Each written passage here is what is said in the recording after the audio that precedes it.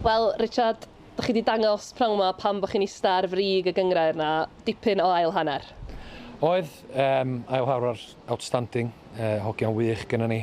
A dwi'n meddwl mae rhaid yn rhoi credit i Britain Ferry, hanner cyntaf. Maen nhw wedi cael dechrau dair tymor ac o'n i'n meddwl bod nhw'n dda iawn a heiddi bod ar y blaen. Oedden nhw'n curo'r pewi gyntaf yna, yr ail bewin ar just y desire gyda nhw i wneud hynny, so oedden nhw'n heiddi bod i fyny a wedyn. Dwi'n meddwl bod ni wedi sgorio amser da, jyst cyn hanner amser y fanna i roi chance i ni ar ail hanner a wedyn.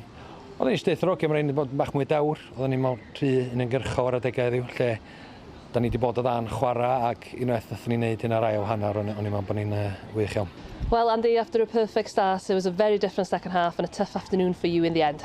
Yeah, you've summed it up perfectly. Game of two halves.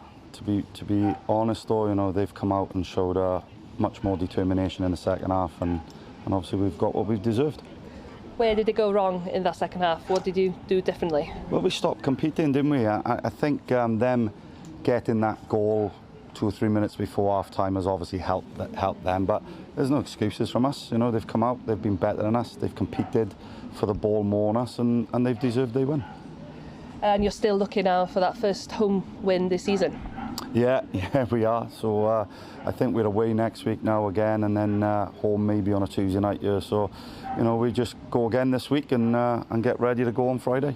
You came out all guns blazing in that second half, and you yourself got another 2 goals. Yeah, happy with that. Happy to help the team. Probably should have got a few more individually as well.